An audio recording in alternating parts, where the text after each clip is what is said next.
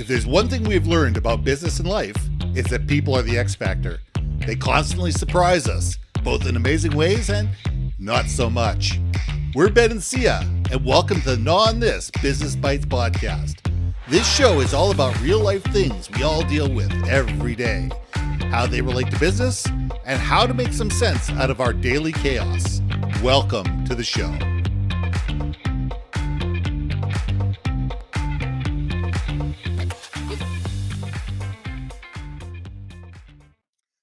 And welcome back to another episode of Gnaw on This Business Bites. I'm Ben, and this is Syya. How many people in the audience have been let go?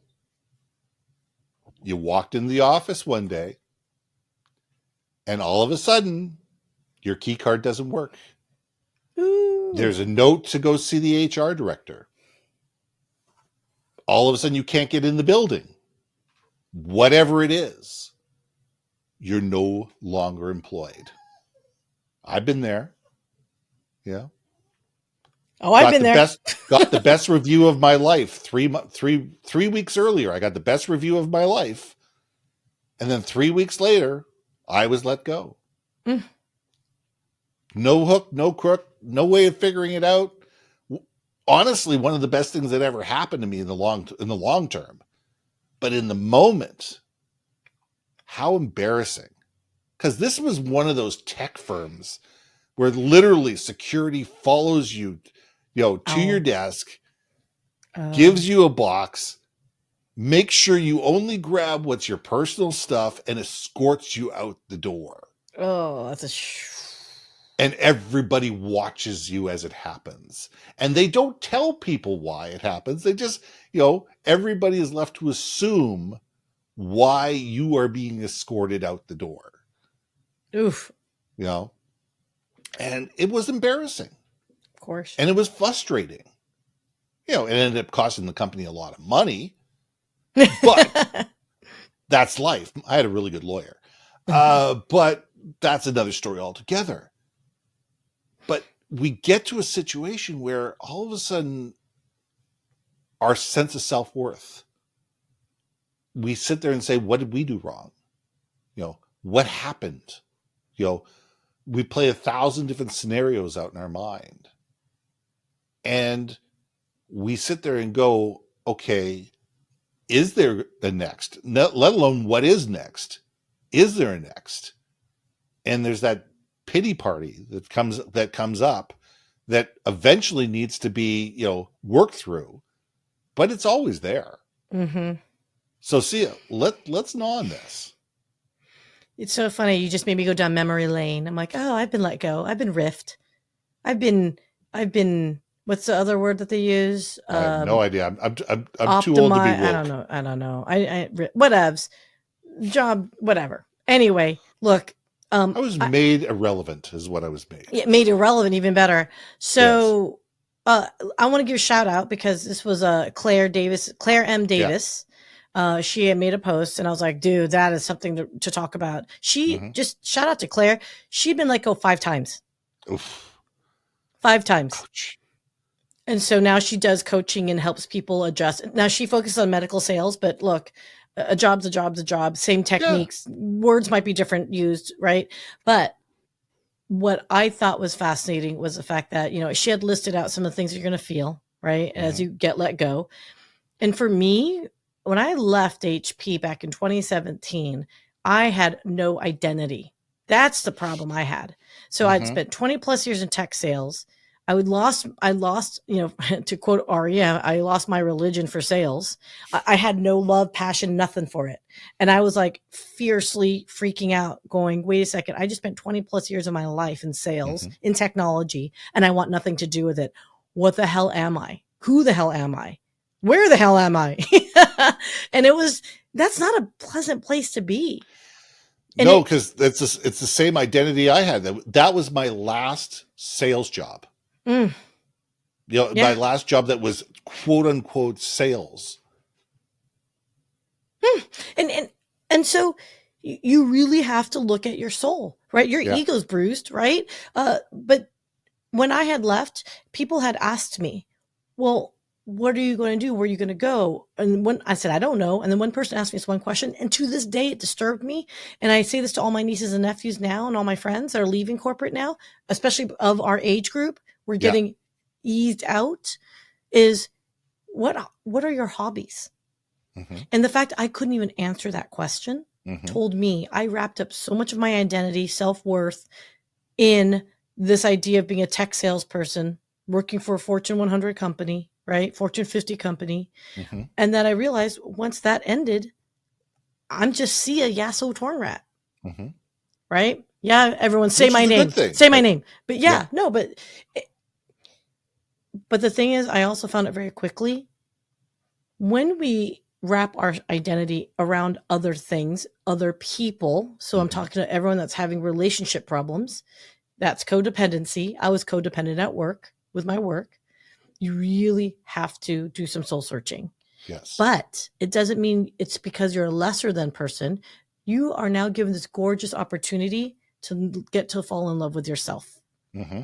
And that's where I would like to encourage people, if you're in transition like that, fall in love with yourself again and date yourself. Ask yourself the questions you would ask a person on a first date, right? What are your hobbies? What's your favorite color? I think it'd be a really interesting result to see what you find out about yourself. Because I think you could probably find out things you used to love that you forgot about because you were on a different trajectory. Well, you're right. I mean, we become so absorbed and our identity becomes so intertwined with what we do. And, yours was a sales position, mine was a sales position, but it could be any job. Right. It could be absolutely any job.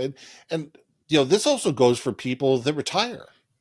Ooh. This is the same issue, whether you're fired, whether you're let go, whether you retire. We get to a point where we sit there and say, okay, if I'm not doing this, who am I? And we are complex, amazing human beings, whether we are or we are not attached to whatever organization we're attached to.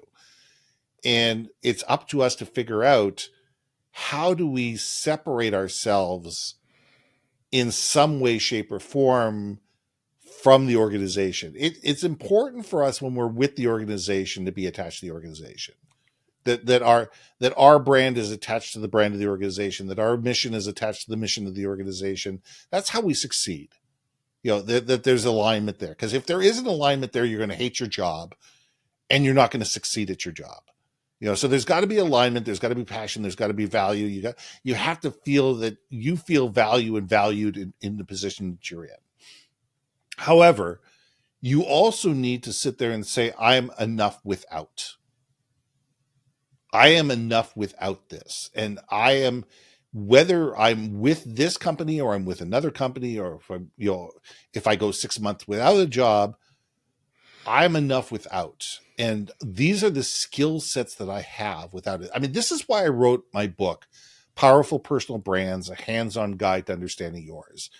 There was a bunch of university students that I was mentoring that were totally and absolutely absorbed in their classes. Like their entire identity was wrapped up in their grades.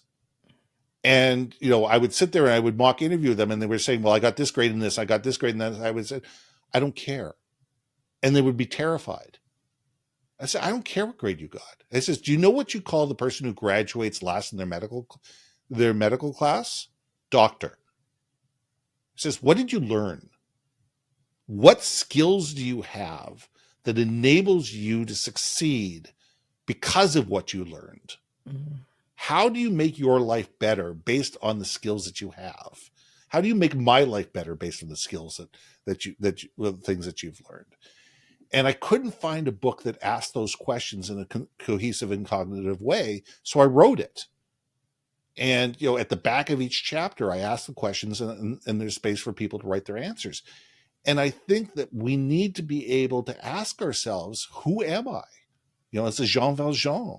It's who am I as a human being, and what value do I have, not just to an organization that's, no offense, is going to succeed or thrive or fail, whether you're there or you're not there. Really, it is. It's either going to fail or it's going to succeed, whether you show up at work or you don't. Unless you are a solopreneur, unless you own the company will survive whether you show up or you don't show up. So true. So how do you build your life based on that reality that, yes, I'm passionate about what I do. I'm enthralled about what I do. I love what I do, but it's not who I am. It's such a blurred line, though, because it's so easy to fall into it, right? And I think that's where we struggle, right? Yes. Maybe it is also, I don't want to call it intellectually lazy, but I think to some degree, though, is because we are contributing to the success of a business, that we do feel ownership and accountability and pride that we have affected success for that business. However small percentage it might be, it is still, hey, I am team, company B, right? So the other thing I think that bothers me, or at least that if not bothers, let me swizzle this back and say, one thing that I think having these types of things happen to people is, I'm glad I got let go, because I was going down the path of, I'm making money, I can become complacent. So a lot of these departures, I think, are blessings in disguise too. Maybe it's the universe saying to you, hey dude, this is not like the boomer mentality where you want to be the company man for 20 plus years and retire. And that was a point of badge pride. That was a pride, right? This generations that were coming up here, millennials and Gen Z, they're used to changing jobs every few, I'm sorry, not jobs. What did they say? Changing companies. 10 jobs before they finally figure out where they are and where they want to be. Somebody said that it could be 10 positions before they finally get to somewhere where they actually are sit in the pocket. And even then, that pocket doesn't even last that much longer. It's like maybe 5 years versus 2 years, right? Yeah. And I think that's the I think maybe you and I generationally might have a harder issue to overcome being let go, because we do have, I think, that stamp of badge saying, oh, I'm an HPer, I'm going to get the retirement and blah, blah, blah, blah, blah, blah, blah. But I don't think that applies so much to the newer generations. I do think for them, I think their quote shame is more along the lines of, well, was I let go because I wasn't good enough for the job? Right. I think it's two different perspectives and mentalities. I don't think we said we weren't good enough for the job. I think it was more along the lines of like other things. But but it was never that we thought that we were unqualified for the job. It was never a FOMO thing. No. I don't think we even thought about FOMO at growing up. I don't think it was even a thought in our mind, or at least never was in mine. Right. It was more that it says, okay, what happened? For me, I was lied to. I was absolutely lied to. I was brought into this position to fix a problem, and they had somebody in the wings that they were grooming to take over once I had fixed the problem. But they didn't tell me this. Oh. They brought me in to fix a problem. I fixed the problem. I righted the ship. I made everything right, and then they basically said, "We don't need you anymore," and they pushed me out the door. The good thing is it cost them a ruddy fortune to do this. And what it enabled me to do is realize I don't want to be physically in a plane 200 days a year anymore, which I was. I was George Clooney. I was up in the air fixing problems.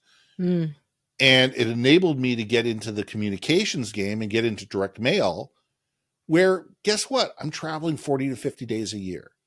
And that's, to me, is completely manageable. It's, it gets me out of my wife's hair every once in a while. It enables me to go out and see places I want to see, but it enables me to be in my bed the vast majority of time. It was a great transition for me. That, and I played golf for 4 months until I found the right job for myself. So it was, in the end, it was a great thing, but the first 3 or 4 weeks were horrible for me. The first 3 or 4 weeks, I was angry. I was was let down. I felt that I'd been lied to. Well, I had been lied to. And everybody was in on it except me. Mm-hmm. That sucks. That sucks to be the last one to know. Like, Yeah. It's funny. And here's a question. Did you know, like, when I was let go, I knew something was up. I felt it. Like, I could the energy change. You were just taken surprise. The day of. Wow. Day of. It was, I come off a plane the day before. I came into the office, got pulled into the vice president's office, and got let go. And I had signed a $10 million contract the day before. Interesting. Basically, you've righted the ship. You've done everything we need to do. We want this other guy. The client and us want this other guy running the account. We don't want you running the account. You're out. He's in. Oh, that sucks, dude. You know what? It is what it is. But it is what it is. That's 27, 28 years ago. It's water under the bridge. It's life. I learned a lot from it. It structured how I sign contracts. It structures how I sign deals. It structures how I deal with people. And I've learned far more from it, and it's been far more valuable to me than any of the money that I ever made off that any particular deal. So that's life. I mean, I think, to sum things up, we need to sit there and say, okay, when we're looking at failure, it's not the failure itself, as what comes out of it, because something will come out of it. Something will come out of it, something that you weren't expecting, something that you didn't understand, something that you weren't expecting. And the trick is to sit there and say, not to wallow in your own mud, not to grab your knees and rock back and forth, but to sit there and say, okay, what's next? And how do we get from where we are to what's next? And sometimes you have to go through that transition. Sometimes you need that day, a week, a pity party, but you know what? That's enough. And it's time to sit there and say, okay, I've beaten myself up. I've wrung my hands. I've worn the sackcloth and ashes. It's time to move forward. Look, 100%. Again, we agree. We always agree on this. For those that are going through this, and there's many of you, and we are in a recession, so 100%, it isn't the end of the world. And depending on what path you decide to take in life, I decided to go outside the whole world of technology. I'm still in it tangentially, but I can't be happier. So if there's anyone that's going through this right now, wondering what my next is, I found my soul again. And I'm so grateful for that, right? You too can find your soul again and be happy for that. And do what makes sense. And if you have any doubt or question, there are a ton of people on LinkedIn that have been there, done that. Reach out, you guys, because no one's alone. Not in this situation. I think it feels like it's a majority these days. So listen, let's leave it there and sit there and say, hey, listen, reach out, talk to people, and realize that, you know what, there is a support team out there, and let's figure it out together. So I'm Ben. And I'm Syya. And we'll see you soon. Hey. Thanks for listening to another episode of Not On This, Business Bites. If you liked what you heard, we most humbly ask that you like, share, and hit that subscribe button. And if you want to communicate more effectively within your organization, contact Ben at yourbrandmarketing.com or me at brilliantbeammedia.com. We can help you build your community, brand awareness, and personality through digital content and podcasting. We cannot wait to hear from you. So see you next week for another episode of Not On This, Business Bites.